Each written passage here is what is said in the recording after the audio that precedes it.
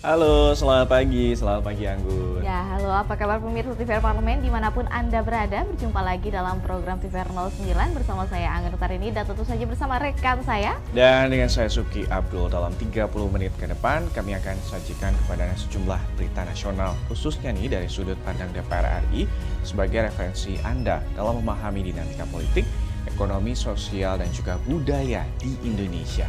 Pemirsa TVR Parlemen, inilah TVR 09 edisi Kamis 29 September 2022.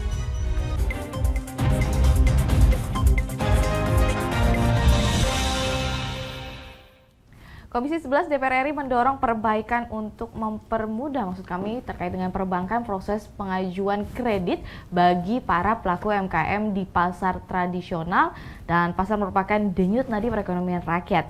Di mana jika pasar tradisional menggeliat, maka pertumbuhan ekonomi akan terdongkrak. Komisi 11 DPR RI menilai peran perbankan sangat vital dalam mencapai target pertumbuhan ekonomi nasional di atas 5%. Yakni sebagai penyalur kredit bagi sektor real, salah satunya untuk pelaku usaha di pasar tradisional. Dalam kunjungan spesifik ke Pasar Kebon Kembang di Kota Bogor, Jawa Barat, anggota Komisi 11 DPR RI, Eki Awal Muharram mengatakan, keberhasilan pemulihan perekonomian nasional terlihat dari geliat ekonomi di pasar tradisional. Untuk itu, perbankan didorong untuk mempermudah proses pengajuan kredit bagi para pelaku UMKM di pasar tradisional. Sebab menurutnya, tanpa aktivitas pinjaman, maka perekonomian tidak akan tumbuh. 11 bersama OJK, Bank Indonesia, dan juga BJB, ya, kita datang ke Pasar Kembang ini untuk melihat apakah ada terjadi pemulihan ekonomi di sektor real. Karena apa? Kita tidak bisa hanya mengandalkan pemulihan ekonomi di sektor pasar keuangan saja atau di tingkat atas instrumen keuangan, ya, di bursa modal, kemudian di pasar keuangan tidak, tetapi sektor real. Kalau ingin melihat apakah ekonomi itu sudah pulih kembali, lihatlah di pasar tradisional. Dan kita melihat ke sini. Ya, ini pasar yang baru direvitalisasi, tapi memang masih banyak kendala. Semoga saja pasar Kembang ini bisa maju, ya. Kemudian juga kreditnya lancar semuanya kalau ada yang kredit, dan kita akan berusaha kredit usaha KUR itu akan kita perbanyak plafonnya, ya, sehingga semua bisa memanfaatkan KUR dengan baik untuk pemulihan ekonomi. Saya rasa demikian, kita support betul bagaimana pasar tradisional itu bisa tumbuh dan berkembang. Eki berharap aktivitas perekonomian di pasar tradisional bisa terus tumbuh, berkembang, dan terus eksis sebagai denyut ekonomi rakyat agar tidak tersingkir oleh kehadiran pasar modern. Dari Jawa Barat, Nur Fuad, TVR Parlemen melaporkan. Kita ke informasi selanjutnya datang dari Komisi 10 DPR RI yang memiliki pandangan bahwa rancangan undang-undang kepariwisataan ini harus memberikan penekanan terhadap keterlibatan dan juga kesejahteraan masyarakat lokal. Hal ini pemirsa bertujuan agar konsep rancangan undang-undang kepariwisataan yang sedang disusun ini dapat sesuai dengan kebutuhan masyarakat dan juga lebih komprehensif. Dalam kunjungannya ke Mandalika, Kabupaten Lombok Tengah, Provinsi Nusa Tenggara Barat, Komisi 10 DPR RI menyerap banyak masukan dari para pemangku kepentingan terkait RUU kepariwisataan yang sedang disusun sesuai dengan kebutuhan masyarakat agar lebih komprehensif. Anggota Komisi 10 DPR RI Agustina Wilujeng Pramestuti mengungkapkan, Undang-Undang Kepariwisataan yang lama implementasinya belum sepenuhnya berjalan efektif dan optimal. Sehingga nanti akan diklaster menurut inti materinya apa. Kemudian yang kedua, kita akan mengundang secara fisik para stakeholder untuk hadir di Komisi 10 pada masa sidang depan. Sambil kita melakukan sinkronisasi ke Balek.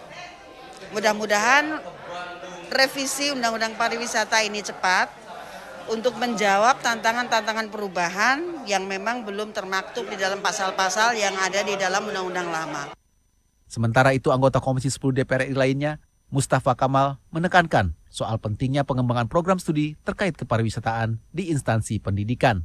Mandalika ini kan daerah destinasi spesifik, ya, yang sudah ditetapkan sebagai daerah kawasan ekonomi khusus, ya. Sehingga dalam konteks pembahasan rancangan undang-undang kepariwisataan kita berharap dapat masukan bagaimana pengelolaan kawasan ekonomi khusus dengan destinasi yang diprioritaskan ini menjadi jelas pihak-pihak mana yang terlibat dalam pengelolaannya, pengembangannya secara bertahap, tahapannya seperti apa, pengawasannya seperti apa.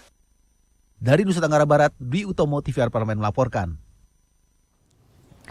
Prediksi cuaca oleh BMKG sangat bermanfaat bagi banyak sektor di masyarakat dan untuk itu mitigasi cuaca harus akurat dalam memberikan informasi. Nah, bisa informasi selengkapnya sesaat lagi. Untuk itu tetaplah bersama kami dalam TVR 09.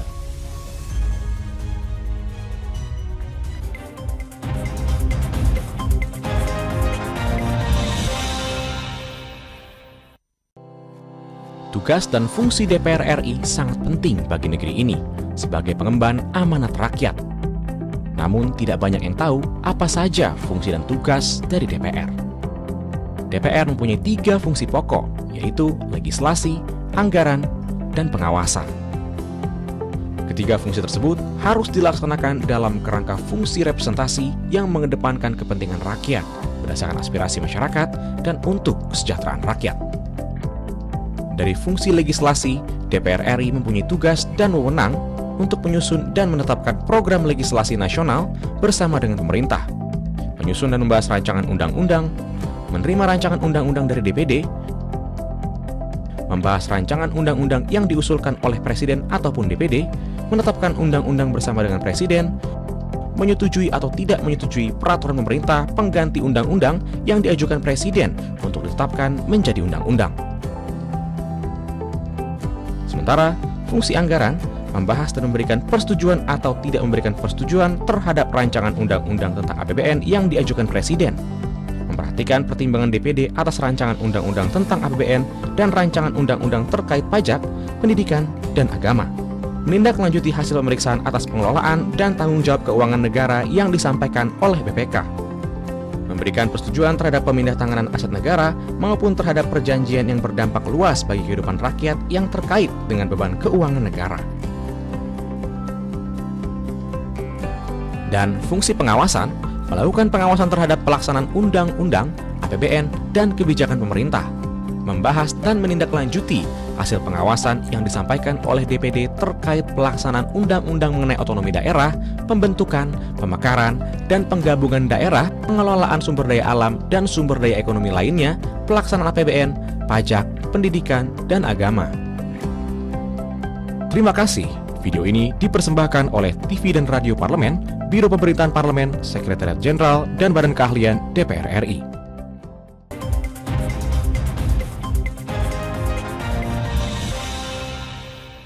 Bisa kembali lagi di TVR 09. Sebagai salah satu negara yang masuk ke dalam kawasan cincin api Pasifik, tentunya Indonesia memiliki beberapa daerah yang rawan bencana. Dan untuk itu, Komisi 5 DPR RI mendorong penguatan BMKG dalam perannya memberikan informasi dan peringatan bencana kepada masyarakat. Prediksi cuaca oleh BMKG sangat bermanfaat bagi banyak sektor di masyarakat. Untuk itu, mitigasi cuaca harus akurat, mendetail, cepat, dan tepat dalam memberikan informasi. BMKG diminta untuk berkoordinasi dengan berbagai lembaga, baik pemerintah maupun swasta. Ditemui saat kunjungan kerja ke Stasiun Meteorologi, Klimatologi, dan Geofisika di Kabupaten Bogor, Jawa Barat, Wakil Ketua Komisi 5 DPR RI, Robert Rowe, mengatakan peran BMKG dalam mengantisipasi potensi berbagai bencana seperti banjir, tsunami, dan longsor sangat penting bagi masyarakat di daerah rawan bencana. Ya kan, petani membutuhkan, ya kan, masyarakat di daerah-daerah aliran sungai membutuhkan itu. Masyarakat di daerah-daerah pegunung perbukitan juga memerlukan informasi-informasi dari BMKG. Maka ke depan bukan hanya BMKG sendiri, tapi pemerintah daerah juga harus support. Hal senada disampaikan anggota Komisi 5 DPR RI Sudewo. Menurutnya, selain sebagai mitigasi bencana, manfaat dari prediksi cuaca yang diberikan BMKG sangat berguna bagi masyarakat pedesaan. Supaya hasil kerja BMKG ini dikoordinasikan oleh semua instansi, baik instansi pemerintah maupun swasta, maupun kelompok-kelompok masyarakat, supaya mereka paham dengan mitigasi itu dan juga tahu apa yang harus dilakukan terhadap sektornya. Seperti diketahui, stasiun meteorologi berfungsi untuk mengamati dan mencatat parameter cuaca, yang datanya turut dipertukarkan secara internasional. Dari Jawa Barat, Dwi Ayu, TVR Parlemen melaporkan. Dari informasi soal BMKG Komisi 5, kita beralih ke informasi dari Badan Legislasi DPR RI ini pemirsa, yang berkomitmen untuk memperluas partisipasi publik dalam setiap pembahasan perundang-undangan. Hal ini guna meningkatkan kualitas perundang-undangan agar bermanfaat bagi masyarakat luas. Badan Legislasi DPR RI berkomitmen meningkatkan kualitas hasil perundang-undangan dengan memperluas partisipasi publik dalam setiap pembahasan perundang-undangan. Selain itu, aspirasi publik juga akan menjadi pertimbangan penting untuk mengesahkan undang-undang. Saat acara forum legislasi baru-baru ini, Wakil Ketua Badan Legislasi DPR RI, Ahmad Baidowi menegaskan, tidak semua pembahasan rancangan undang-undang dilakukan di Badan Legislasi. Baidowi menjelaskan partisipasi publik dalam pembahasan rancangan undang-undang sangat dibutuhkan. Aspirasi masyarakat akan terus diserap guna meningkatkan kualitas perundang-undangan yang dihasilkan. Tentu ada sejumlah RUU yang diusulkan oleh masyarakat tidak bisa diterima begitu saja. Udah kita terima, tetapi beliau masuknya kan sudah di ujung. Belum kita bisa diskusikan dengan fraksi-fraksi yang lain sehingga tidak bisa masuk ke prolegnas. Paling tidak tetap melaksanakan 3 fungsi DPR, fungsi legislasi, fungsi anggaran, dan fungsi pengawasan. Sementara itu, anggota Badan Legislasi DPR RI, Sodik Mujahid, menyatakan RUU Sisdiknas belum dimasukkan dalam prolegnas tahun 2023. Ia menilai RUU Sisdiknas masih perlu diperbaiki agar dapat mengakomodir seluruh kepentingan tenaga pendidik. Ya, Sisdiknas kemarin dalam rapat Badan Legislasi sementara ditangguhkan untuk masuk program prioritas dan kita minta pemerintah untuk menyelesaikan konsepnya terlebih dahulu dengan memperbanyak masukan-masukan dari stakeholder pendidikan. Itulah sebabnya kami minta pemerintah mengakomodasi dulu sebanyak mungkin aspirasi tersebut. Hilman Hidayat dan Rifki, TVR Parlemen melaporkan. Pemirsa, DPR RI mengusulkan rancangan Undang-Undang Pembentukan Provinsi Papua Utara melalui Badan Legislasi. Hal ini berdasarkan kepada amanat Undang-Undang Otonomi Khusus ataupun Otsus Papua yang memberikan amanat pembentukan daerah otonomi baru atau DOB. Berdasarkan amanat Undang-Undang Otsus Papua yang memberikan amanat pembentukan daerah otonomi baru atau DOB, anggota DPR RI telah mengusulkan RUU Pembentukan Provinsi Papua Utara melalui Badan Legislasi DPR RI dan berharap RUU tersebut menjadi prioritas. Pembahasan RUU Pembentukan Provinsi Papua Utara sudah sampai proses harmonisasi di Balik DPR RI. Di Gedung Nusantara 1 DPR RI, Yan Permenas menjelaskan, setelah dilakukan komunikasi, terjadi perubahan dalam penempatan kabupaten kota yang awalnya 5 menjadi 4 wilayah. Terkait penetapan ibu kota yang berkedudukan di Kabupaten Biak Numfor, Yan menjelaskan penetapan ibu kota mempertimbangkan beberapa aspek, salah satunya infrastruktur. Selain itu, aspek transportasi lebih terjangkau dan mudah dibandingkan kabupaten lain. Kalau dilihat dari aspek kewilayaan, kemudian juga pemerintahan, sebenarnya Papua Utara ini lebih lama dari sejarah pemerintahannya.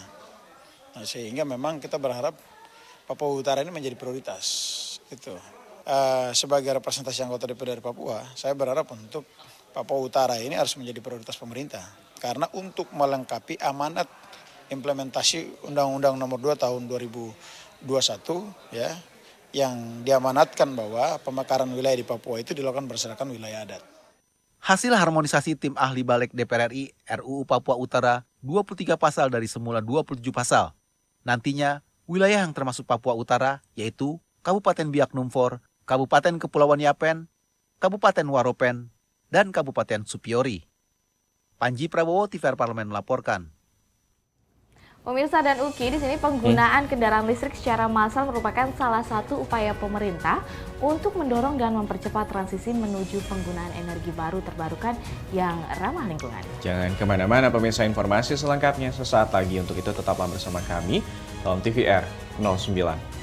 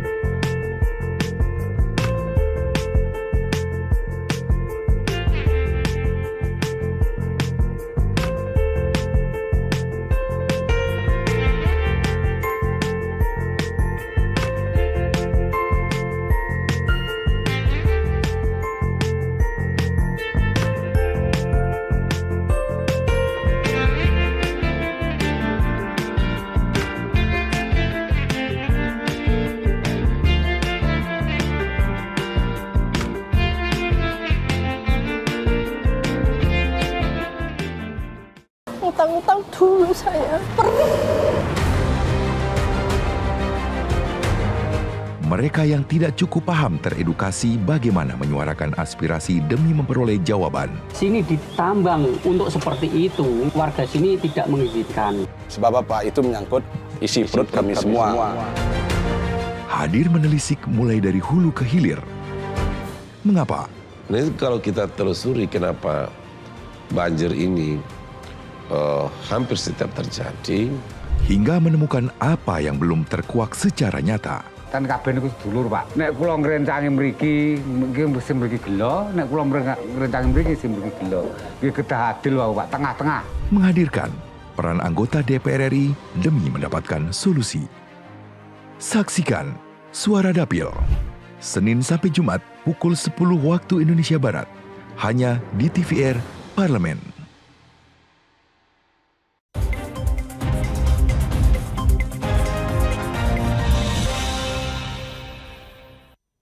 Terima kasih pemirsa, masih di TVR 09 bersama saya Anggun dan rekan saya Uki. Ya, dan pemerintah ini terus mendorong upaya efisiensi dan juga konservasi energi nasional dalam mendukung transisi energi menuju pemanfaatan energi bersih yang berkelanjutan. Ini salah satu upayanya adalah mendorong terbentuknya ekosistem kendaraan bermotor listrik berbasis baterai. DPR RI pun mendukung penuh langkah inovatif yang diambil Presiden Joko Widodo, dan untuk itu penggunaan kendaraan listrik di Indonesia harus didukung kebijakan yang efektif melalui sinkronisasi kebijakan dari hulu hingga ke hilir. Nah, pemirsa, untuk lebih lengkapnya, mari kita saksikan laporan mendalam yang telah dirangkum oleh tim redaksi TVR Parlemen dalam segmen editorial Parlemen berikut ini.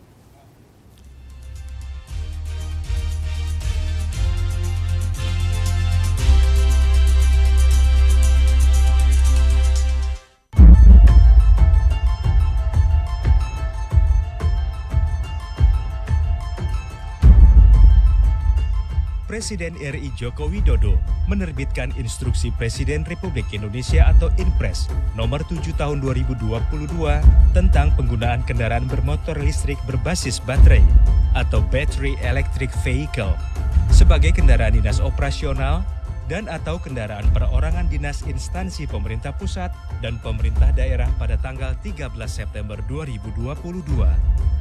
Peraturan ini bertujuan untuk mempercepat pelaksanaan program penggunaan kendaraan bermotor listrik berbasis baterai sebagai kendaraan dinas operasional dan atau kendaraan perorangan dinas instansi pemerintah pusat dan pemerintahan daerah.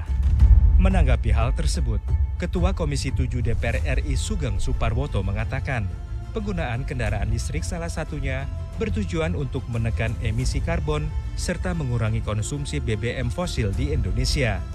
Ia mendukung penuh langkah inovatif yang diambil Presiden Joko Widodo ini.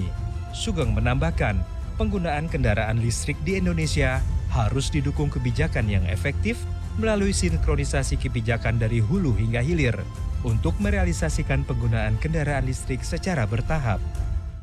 Kalau produksinya dari fosil dan fosil, ya percuma. Makanya seperti saya kemukakan di depan, ini bagus sekaligus untuk menekan emisi, tetapi sekaligus untuk menekan konsumsi BBM. Maka dari itu, dari hulu sampai hilir itu harus kita, kebijakan itu harus betul-betul kita laksanakan dengan baik. Di hulunya apa? Ya, di hulunya seperti tadi, pembangkit listrik kita hari ini masih kurang lebih 70% adalah batu bara. EBT hari ini dari sisi listrik itu baru 12%. Artinya apa? 88 kita masih fosil. Fosil itu terdiri dari minyak, gas, dan batu bara. Itulah yang masih mendominasi kelistrikan di Indonesia. Maka harus terus-menerus antara hulu dan hilir itu harus disinkronisasi. Anggota Komisi 7 DPR RI Sartono mengungkapkan, rencana penerapan kebijakan penggunaan kendaraan listrik perlu dikaji secara komprehensif. Dukungan dan intervensi dari pemerintah perlu ditingkatkan, khususnya terkait industrialisasi dan pengembangan baterai untuk kebutuhan kendaraan listrik. Jadi kan saya pikir kan suatu kebijakan kita bicara tentang hulu ke hilir kan, tentang industrialisasi. Nah, ini saya pikir salah satu yang harusnya Perpres dikeluarkan untuk percepatan itu. Dan kami dari Komisi 7 DPR RI akan berikan support dukungan kalau itu bisa dilaksanakan. Daripada ada Perpres untuk mobil listrik, begitu. Anggota Komisi 7 DPR RI Ratna Juwitasari mendorong komitmen pemerintah mewujudkan energi bersih melalui upaya alih penggunaan kendaraan berbahan bakar fosil ke kendaraan listrik berbasis baterai. Ratna menilai transisi energi bersih melalui kendaraan listrik perlu perencanaan holistis. Itu yang mau saya sampaikan terkait percepatan electric vehicle tadi gitu loh. Jadi kalau misalnya mobil-mobil listrik itu sudah banyak sekali digunakan di Indonesia, sementara sumber listrik kita yang 60% itu masih dari PLTU, which is itu masih dari coal, terus kita mau ngomong apa gitu loh. Jadi kan istilahnya yang saya maksud dari hulu ke hilir belum selesai itu gitu loh. Tapi kami menghormati kemarin Bapak Presiden sudah statement ya, kalau misalnya meminta pembangunan PLTU itu di stop dengan term-term tertentu gitu loh. Komisi 7 DPR RI menilai kebijakan kendaraan listrik sebagai bentuk transisi energi bersih harus dikaji secara mendalam, baik dari produsen baterai hingga penggunaan PLTU sebagai sumber kelistrikan. Selain itu, kebijakan anggaran pemerintah juga harus berpihak pada akselerasi green energy. Tim Liputan, TVR Parlemen melaporkan.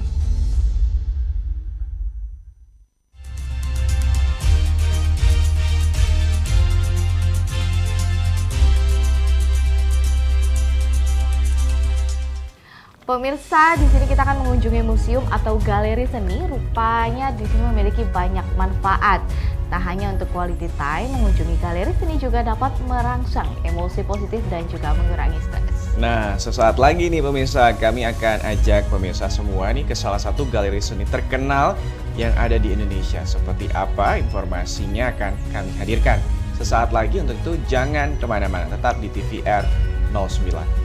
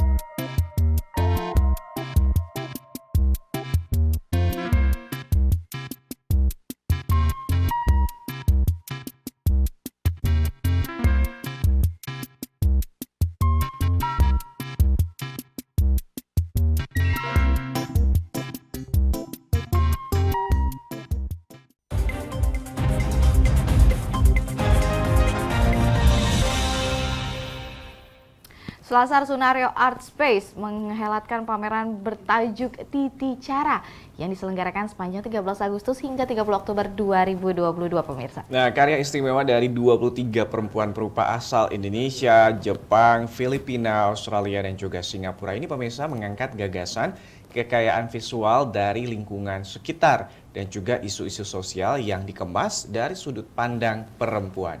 Dan berikut ini liputan lengkapnya dalam segmen Intips, Informasi dan Tips.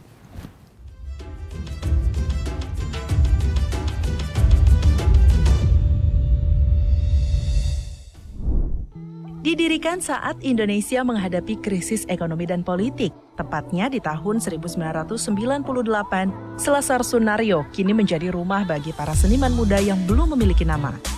Bisa dibilang, Selasar Sunario Art Space adalah tempat transit para seniman Indonesia hingga akhirnya mereka bisa berhasil di kancah internasional. Ketika mengunjungi Selasar Sunario, pemirsa, Anda akan disuguhkan banyak koleksi yang menarik.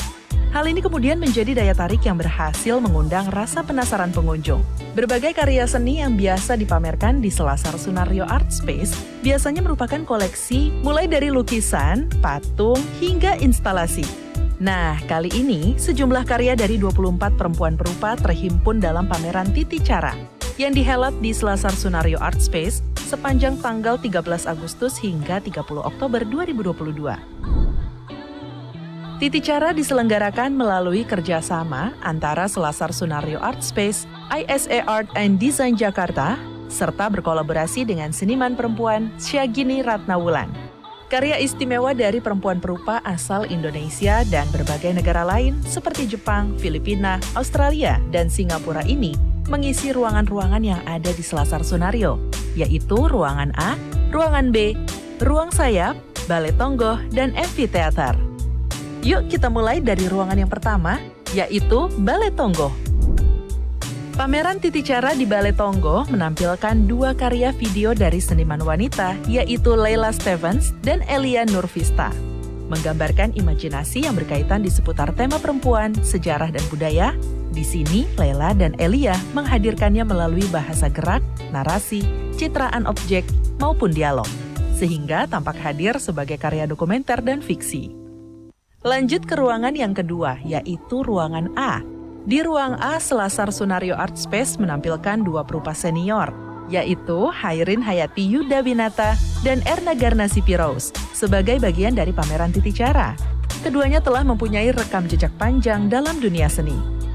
Citraan yang kerap dihadirkan keduanya adalah figur manusia, flora, fauna, dan juga pemandangan yang menunjukkan kefasihan mereka dalam menangkap esensi bentuk. Seluruhnya berangkat dari keakraban dengan lingkungan personal, yaitu keluarga, kawan-kawan, kegiatan sehari-hari, dan suasana sekitar. Salah satu karya yang paling mencolok adalah lukisan perempuan berbusana kuning yang tampak sedang berbaring di atas alas bermotif bunga warna-warni. Lukisan ini terinspirasi dari potret sahabat seniman yang dahulu sering menggambar dan melukis bersamanya. Di ruangan selanjutnya, pameran Titi Cara di ruang B Selasar Sunario menyajikan karya-karya dari 14 perupa perempuan yang menggambarkan alam, benda, permainan pola dan warna, penggayaan sosok, citraan alam, bahkan barang jadi. Mereka hadir antara lain melalui lukisan, media campur, patung, grafis, instalasi, foto, cetak digital, video, dan kaca patri. Tidak hanya itu, terdapat juga karya yang memperdengarkan bunyi. Karya-karya di ruangan ini menghimpun berbagai gagasan, mulai dari persoalan sosial, kekaguman pada alam, ingatan kepada keluarga, pengalaman spiritual, imajinasi tentang alam benda, maupun olahan bentuk dan warna. Ruangan berikutnya adalah ruang sayap. Pameran Titi Cara di ruang sayap menampilkan karya-karya dari 5 perempuan perupa yang terdiri dari medium keramik, media campur, drawing, dan juga kaca. Beberapa tertarik pada persoalan domestik perempuan yang digambarkan melalui perwujudan sosok, benda-benda, rangkaian kata, maupun objek. Selain itu, hadir pula karya yang terbuat dari bahan ramah lingkungan yang menunjukkan ketertarikan senimannya pada keberlanjutan material dan kelestarian lingkungan hidup. Dan yang terakhir adalah ruangan amphitheater. Karya instalasi di ruang terbuka dari seniman wanita Mira Rizky menampilkan bentuk menyerupai sulur-sulur bercabang yang memusat pada objek trimatra berbentuk persegi 6.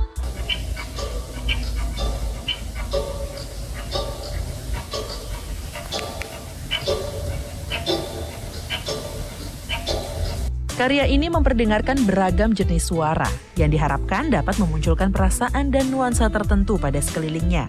Inspiratif sekali ya karya-karya dari para wanita hebat ini. Bagi pemirsa yang tertarik untuk melihat lebih dekat sebuah karya artistik dari para perempuan perupa ini, bisa langsung mengunjungi Selasar Sunario Art Space yang terletak di Jalan Bukit Pakar Timur, Ciburial, Bandung, Jawa Barat. Selasar Sunario dibuka untuk umum setiap hari Selasa sampai Minggu, mulai pukul 10 pagi sampai pukul 4 sore. Harga tiketnya sangat terjangkau kok, cukup Rp25.000 saja. Selamat berkunjung!